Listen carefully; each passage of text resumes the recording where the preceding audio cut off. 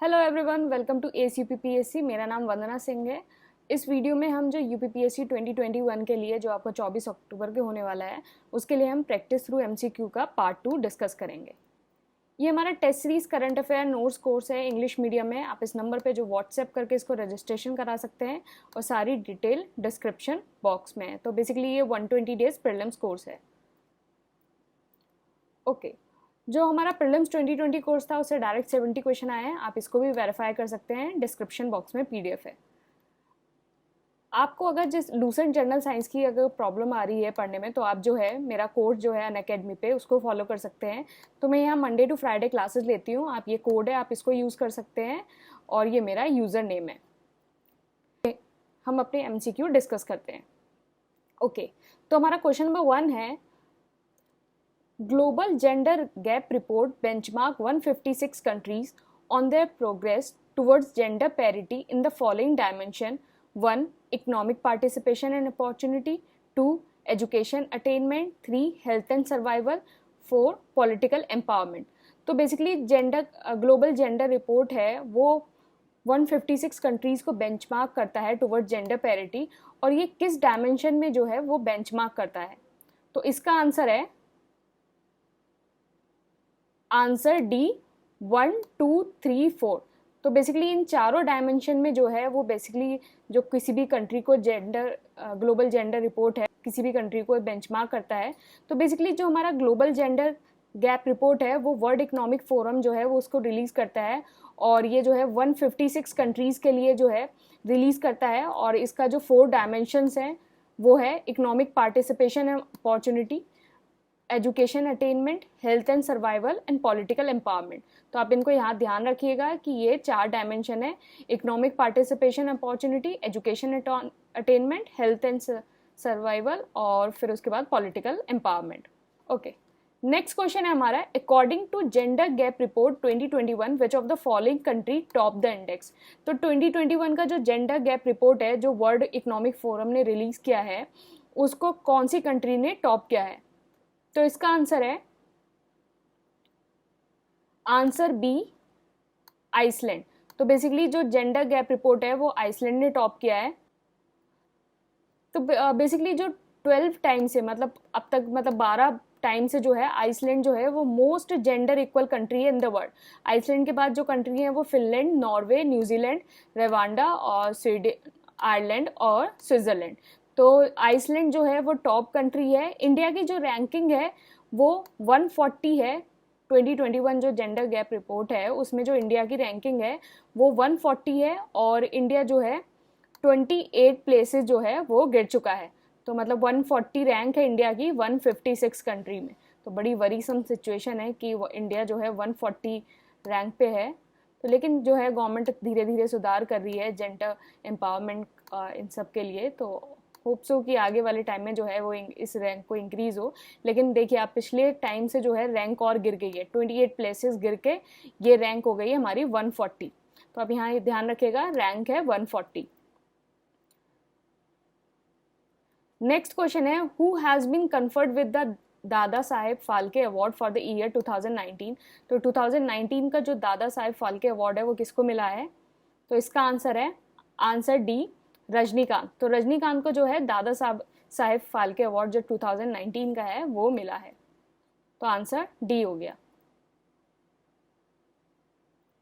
Okay, next question है, the ministry of finance has announced that business with turnover dash and above will have to furnish 6-digit HCN or tariff code on the invoices issued for the supplies of the taxable good and services। तो basically ministry of finance ने announce किया है कि अगर किसी का business इतने turnover से ऊपर होगा तो उसको जो है 6-digit HCN कोड या जिसको टैरिफ कोड कहते हैं वो अपने इन्वॉइसेस पे जो है फर्निश करना पड़ेगा to supply of the taxable goods and services. तो वो अमाउंट कितना है। तो इसका आंसर है answer C, ₹5 crore.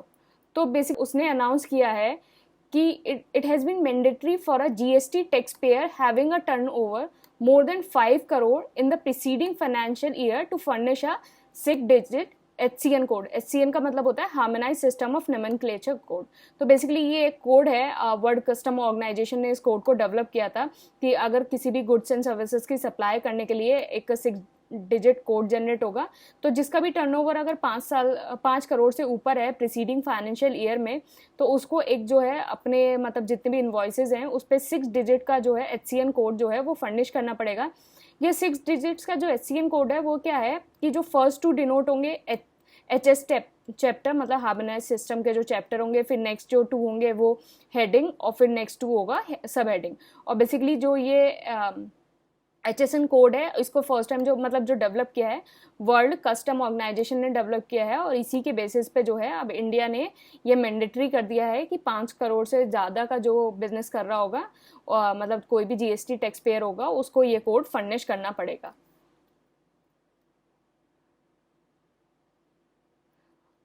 Which of the following is listed under rare disease list? तो इनमें से कौन सी जो है वो रेयर डिसीज लिस्ट के अंदर लिस्टेड है? तो इसका आंसर है answer A sickle cell anaemia. तो सिकल सेल अनीमिया जो है वो रेयर डिसीज, जो इंडिया है उसमें ना कुछ रेयर डिसीजेज हैं, तो वो है हेमोफीलिया है, थैलेसीमिया है, sickle cell anaemia, primary immunodeficiency in children, auto immuno disease, और जितनी भी ये सारी डिसीज़ हैं, गोचर डिसीज़ हो गया, तो ये सारी जो हैं वो रेयर डिसीज़ की लिस्ट में इंक्लूड होती हैं।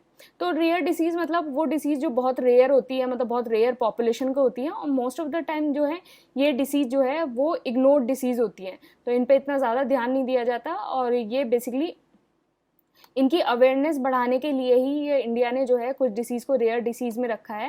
एंड ये आप देख सकते हैं इसमें से कौन कौन सी है, सिकल सेल अनीमिया हो गया, थैलेसीमिया हो गया, तो ये सारी जो है हमारी रेयर डिसीज़ है। नेक्स्ट क्वेश्चन जो है वो स्टैंड अप इंडिया स्कीम से रिलेटेड है। तो यहाँ आपको 2 स्टेटमेंट गिवन है और आपको बताना है कि कौन सा स्टेटमेंट सही है।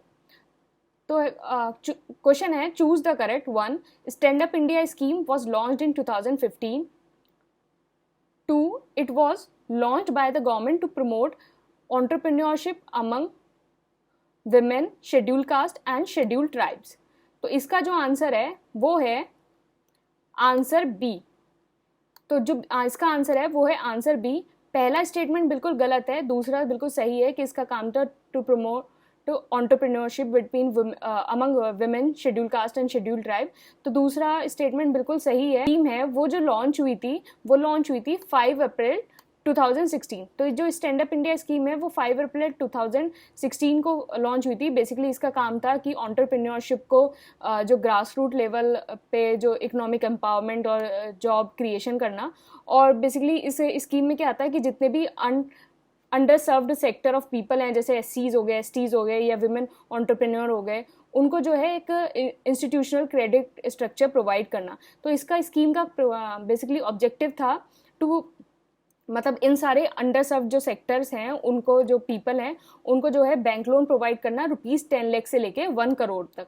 और इसमें मतलब इतने तक आपको बैंक लोन प्रोवाइड करना है, और इसमें से कम जो बैंक लोन आप प्रोवाइड करेंगे तो आपको एटलीस्ट 1 SC और ST होना चाहिए, और एटलीस्ट जो है 1 विमेन बोरोर होने चाहिए पर बैंक ब्रांच। तो मतलब एक बैंक ब्रांच से या तो कम से कम एक SC या ST हो या फिर एक विमेन हो पर बैंक ब्रांच से। और बेसिकली जो ऑफिसेज ऑफ सिडबी और नाबार्ड है उनको as a stand up connect centre इसको डेजिग्नेट किया गया था। तो आप यहाँ ध्यान रखिएगा। तो आपकी जितनी भी स्कीम जैसे आ रही हैं, ये जो हम सीरीज़ करेंगे इसमें आपकी जितनी भी स्कीम्स आएंगी और या जितने भी इंडेक्स आएंगे, तो आप क्या करिए एक A4 शीट लीजिए, और उसमें ना A4 शीट में ना तो बेसिकली ना एक मोटा मोटा मतलब ऐसे स्कीम्स लिख लीजिए, और स्कीम्स में उनको ईयर वाइज लिख लीजिए और 1-2 की पॉइंट्स लिख लीजिए। जैसे स्टैंड अप स्कीम है तो आप लिख लीजिए ST ST और विमेन एंटरप्रेन्योर के लिए। तो इस टाइप से आप मतलब अगर आप ये 10 लाख 1 करोड़ भी ना लिखें, अगर वो लिख लें तो अच्छा है, वरना अगर ये चीज़ें याद रहती हैं, लेकिन आप जो है ईयर और एक 2-3 पॉइंट का जो है ऑब्जेक्टिव वो आप ज़रूर लिख लीजिएगा। इससे क्या होता है कि लास्ट टाइम में जब आप रिवीजन करते हैं तो आपको रिवीजन करने में बहुत आसानी रहती है। तो आप ऐसे ही जैसे रैंक का, इंडेक्स का, इन टाइप के जो है आप शॉर्ट नोट्स इसको बना सकते हैं। अदरवाइज अगर आप कोर्स ले रहे हैं तो मैं इन सबको आपको प्रोवाइड करूँगी, तो आपको कुछ नहीं करने की ज़रूरत है। तो आप अदरवाइज अगर आप खुद प्रिपेयर कर रहे हैं तो आप ये सब कर सकते हैं। ओके, नेक्स्ट हमारा है forest conservation act was enacted in the year. तो फॉरेस्ट कंजर्वेशन एक्ट है कौन सी ईयर में इनेक्ट हुआ था? तो इसका आंसर है आंसर बी 1980। तो फॉरेस्ट कंजर्वेशन एक्ट है वो 1980 में इनेक्ट हुआ था, तो इसका आंसर बी हो गया। नेक्स्ट है Similipal biosphere reserve is in. तो सिंपलीपाल बायोस्फीयर रिजर्व, तो आप जो बायोस्फीयर रिजर्व है उसको भी ऐसे ही कर सकते हैं, आप उसकी लिस्ट बना लीजिए। अदरवाइज अगर आप किसी एनवायरनमेंट की बुक से पढ़ते हैं तो उसमें सारे एक साथ तो दिए ही होते हैं, तो अदरवाइज आपको किसी की लिस्ट बना लीजिए सिंपलीपाल बायोस्फीयर रिजर्व कहाँ है इस टाइप से। तो इसका आंसर है आंसर डी उड़ीसा। तो सिंपलीपाल बायोस्फीयर रिजर्व है वो उड़ीसा में। कुछ शॉर्ट नोट्स बनाने जो हैं वो बहुत ज़्यादा मतलब आपको ज़रूरी हो जाते हैं, तो आपको जो लास्ट मोमेंट पे जो एग्ज़ाम में जब रिवीजन करना होता है ना, तो ये सारे शॉर्ट नोट्स जो है ना वो काम में आते हैं। ओके, नेक्स्ट क्वेश्चन है हमारा, according to the Indian state of forest report 2019 ISFR release by the forest survey of India. तो आप यहाँ ध्यान रखिएगा कि ISFR कौन रिलीज करता है? Forest survey of India. How much country geographical area is identify as forest. तो कितना परसेंट जो जोग्राफिकल एरिया है कंट्री का वो आइडेंटिफाई है एज अ फॉरेस्ट? तो इसका आंसर है आंसर डी 21.6%।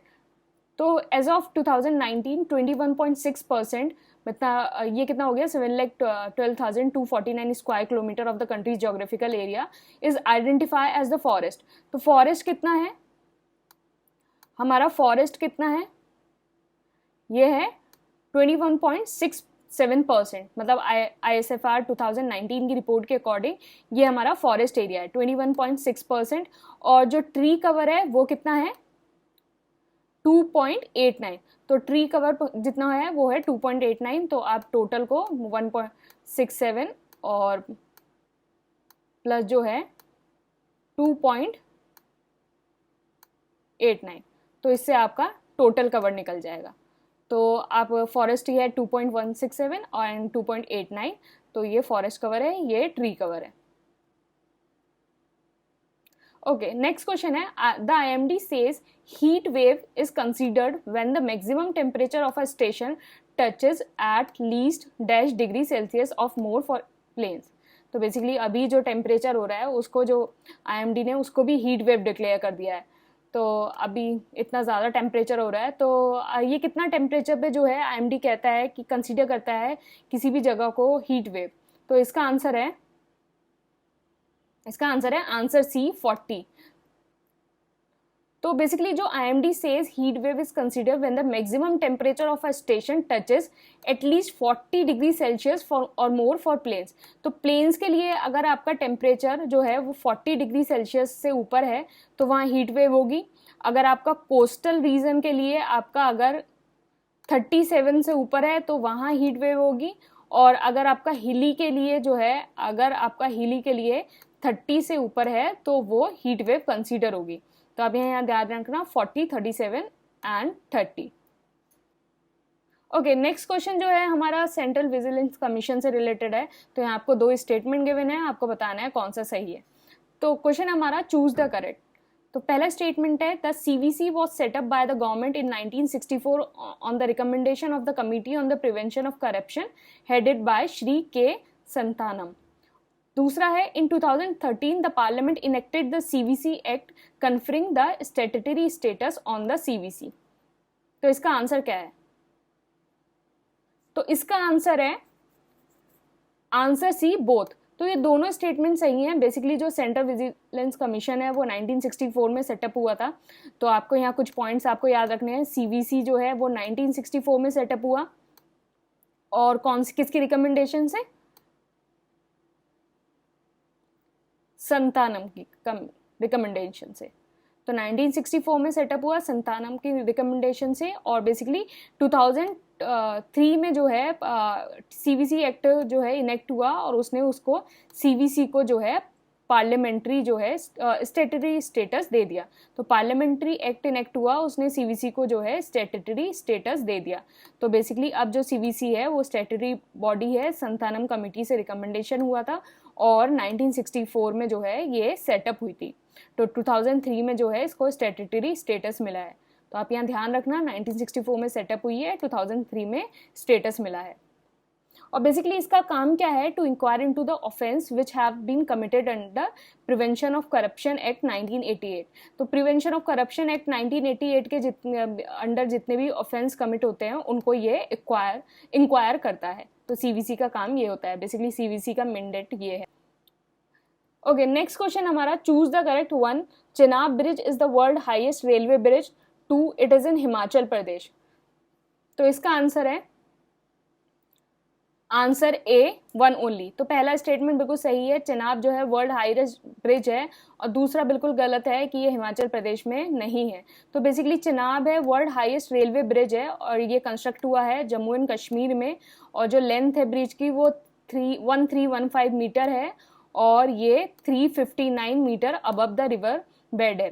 तो मतलब इसकी जो 359 मीटर जो है अबव सी रिवर है, और इसकी लेंथ जो है 1315 मीटर है। नेक्स्ट क्वेश्चन हमारा, choose the correct regarding CVC. तो 1, the commission shall consist of 3 member including central vigilance commission. 2, they are appointed by the president of India on the recommendation of a committee.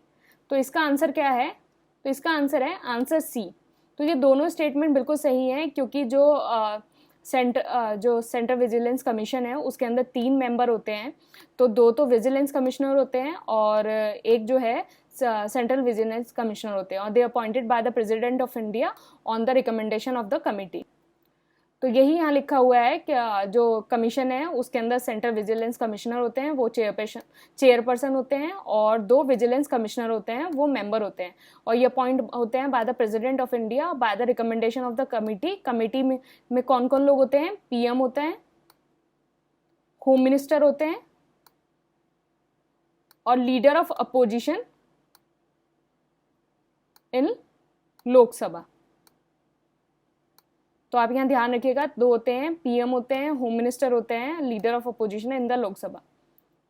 तो basically जो prime minister है वो chairperson है। Obviously ये corruption act से related है, तो it's just a policing case. तो आप देख सकते हैं, तो होम मिनिस्टर तो होंगे ही, और लीडर ऑफ अपोजिशन होते हैं। ये 3 लोग जो हैं वो इसकी जो है कमेटी में होते हैं, अपॉइंटमेंट कमेटी में, और अपॉइंट कौन करता है, प्रेसिडेंट। नेक्स्ट क्वेश्चन है हमारा, विच of the following part deals with the tribunal. तो कौन सा पार्ट जो है हमारे ट्राइब्यूनल से रिलेटेड है, तो इसका आंसर है आंसर बी। तो जो 14A है कॉन्स्टिट्यूशन का पार्ट, वो ट्राइब्यूनल से रिलेटेड है।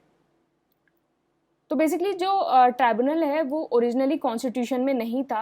42 कॉन्स्टिट्यूशनल अमेंडमेंट एक्ट से जो है ट्राइब्यूनल जो है कॉन्स्टिट्यूशन में इंट्रोड्यूस हुआ ऑन द रिकमेंडेशन ऑफ स्वर्ण सिंह कमेटी।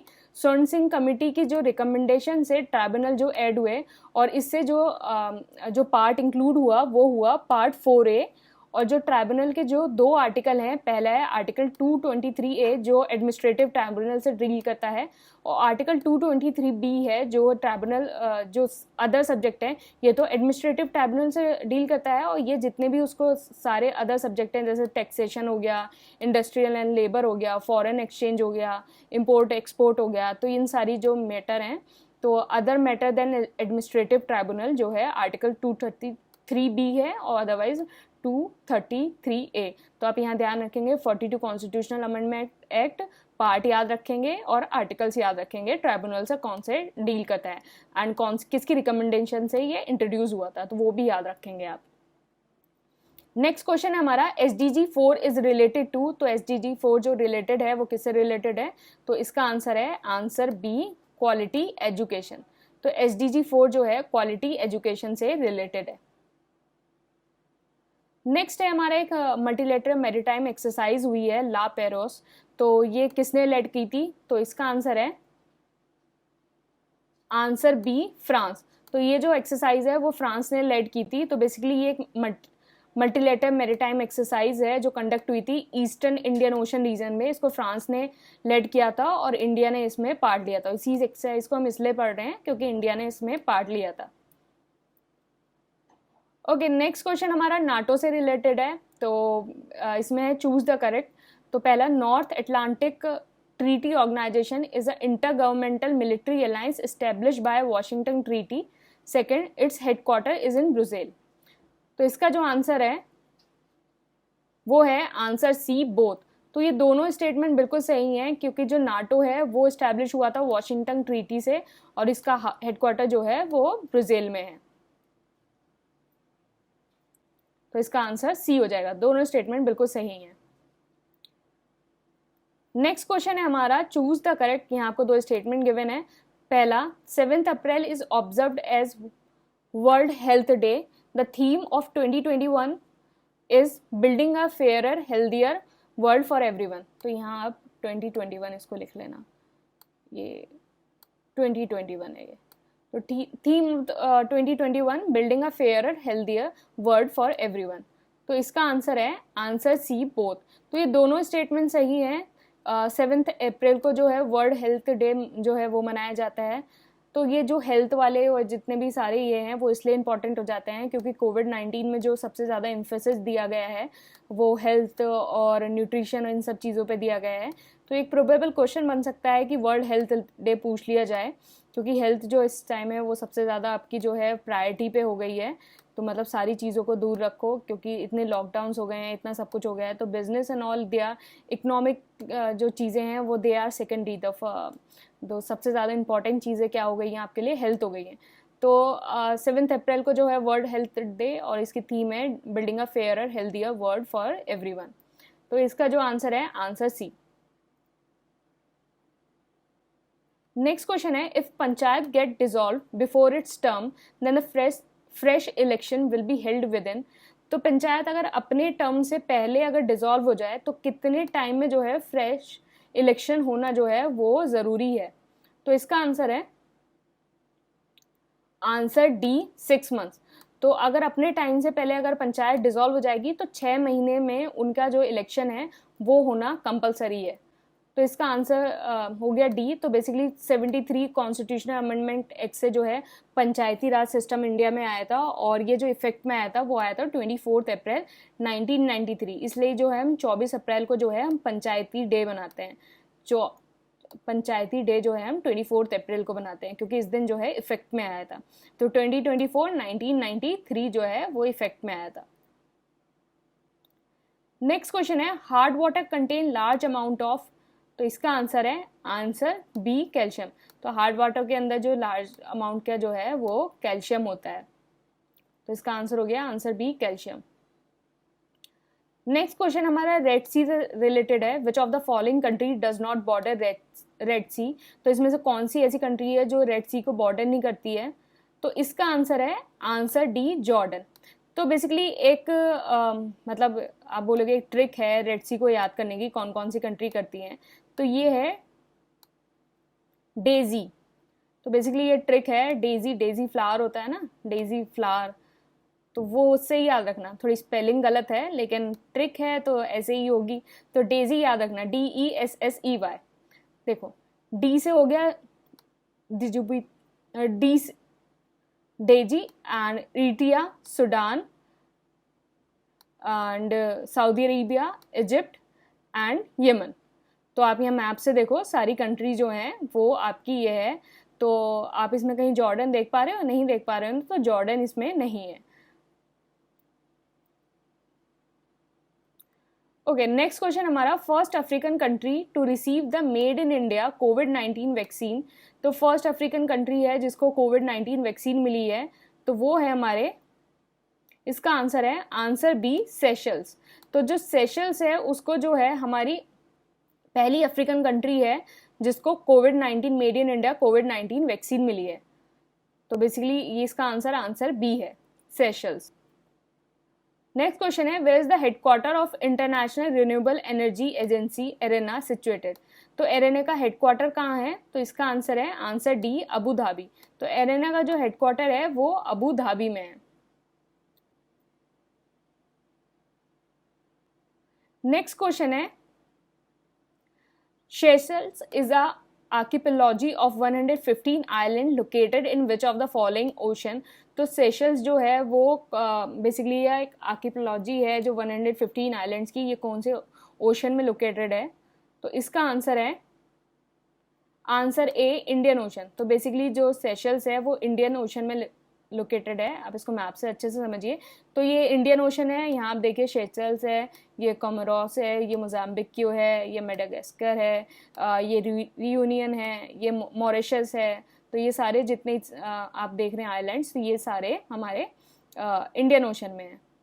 तो यहाँ जो है वो इंडिया है, और आप यहाँ देखेंगे सारे जो है इंडियन ओशन में है। ये अफ्रीका हो गया, मोजाम्बिक्यू, मेडागास्कर, एंड ये रियूनियन आइलैंड जो है बेसिकली फ्रांस का आइलैंड है। मॉरिशस हो गया, शेसेल्स हो गया, यहाँ कमरोस हो गया। तो ये सारे नॉर्थ एंड साउथ भी देख लीजिए आप इसका। नॉर्थ एंड साउथ में जो है पहले सबसे ऊपर सेशल्स है, फिर कमरोस है, फिर मॉरिशस है, रियूनियन है। अगर नॉर्थ एंड साउथ में लगाने के लिए आ जाएगा तो मैप अगर देखिए तो मतलब थोड़ी आंखें वाखें खुले रखिए, north and south, east west तो क्या है। तो मैं आपको दिखाने का मतलब यही है। तो मैं आपको डायरेक्ट ऐसे भी बता सकती थी कि जो सेशल्स है वो इंडियन ओशन में है, लेकिन मैं आपको दिखाने का मतलब यही है कि आपका जब आप मैप देख लेंगे तो आपकी विजुअल रिप्रेजेंटेशन ज़्यादा अच्छी हो जाएगी, और आप इसको नॉर्थ एंड साउथ में भी लगाना आप देख जाएंगे। ओके, नेक्स्ट है हमारा द अपॉइंटमेंट ऑफ एडहॉक जजेस was provided for the constitution under article. तो इसका आंसर है आंसर सी 224A। तो बेसिकली आर्टिकल 224 जो है बेसिकली बहुत रेयरली ये यूज़ होता है कॉन्स्टिट्यूशन में, लेकिन ये डील करता है विद अपॉइंटमेंट ऑफ एडहॉक जजेस इन द हाई कोर्ट।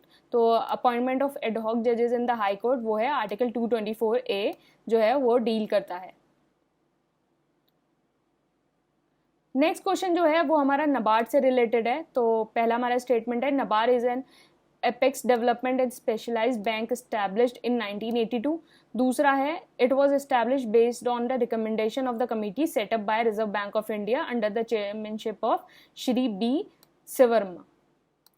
तो इसका जो आंसर है, इसका आंसर है सी बोथ। तो ये दोनों स्टेटमेंट सही हैं कि जो नबार्ड है वो basically apex development specialised bank है जो 1982 में जो है डेवलप हुआ था। एंड ये जो है बेसिकली कमेटी जो है श्री बी शिववर्मा उनकी रिकमेंडेशन पे जो आरबीआई ने एक कमेटी सेटअप की थी उस पे ये इस्टेब्लिश हुआ था। तो इसका आंसर हो गया आंसर सी बोथ। ये दोनों स्टेटमेंट जो बिल्कुल सही हैं। तो बेसिकली नबार्ड जो है वो इस्टेब्लिश हुआ था 12 जुलाई 1982 को। तो 12 जुलाई 1982 को जो है वो नबार्ड इस्टेब्लिश हुआ था। बेसिकली नबार्ड का बर्थडे आने वाला है जुलाई में, तो नबार्ड जो है 12 जुलाई को इस्टेब्लिश हुआ था। नेक्स्ट क्वेश्चन है, बेसिकली ये लास्ट क्वेश्चन है आज हमारा। तो ज्ञानवापी मॉस्क जो है वो कहाँ है? तो इसका आंसर है आंसर सी वाराणसी। तो ज्ञानवापी जो मॉस्क है बेसिकली अभी क्या हुआ ना, वाराणसी हाई कोर्ट ने जो है एक ऑर्डर दिया, उसने एएसआई इंक्वायरी बैठाई काशी विश्वनाथ टेम्पल और ज्ञानवापी जो मॉस्क है उसके प्रेमिसेस में। तो बेसिकली वही कि इस्टेब्लिशमेंट को रिलेटेड जो केस है कि विच बिलोंग टू विच, मतलब ओरिजिनली यहाँ किसका कौन जो है वो रिलीजन जो सेटलमेंट था, तो उन सब चीज़ों पे ही है कि उसमें वाराणसी जो कोर्ट है उसने एक ऐसा इंक्वायरी बैठाई है काशी विश्वनाथ टेम्पल और ज्ञानवापी जो मॉस्क है उसके प्रेमिसेस में। तो ये जो है ये हमारा वाराणसी में है। तो टेलीग्राम चैनल है ACUPPSC, आप इसको ज्वाइन कर सकते हैं। यहाँ में रोज़ जो है फ्री डेली क्विज जो है मंडे टू फ्राइडे आपका इसमें फ्री डेली क्विज होता है, और मंडे टू फ्राइडे ही आपकी आंसर राइटिंग होती है। और आप ऐसे सारे वीडियोस के लिए आप मुझे यूट्यूब पे भी फॉलो कर सकते हैं। Thank you and all the best.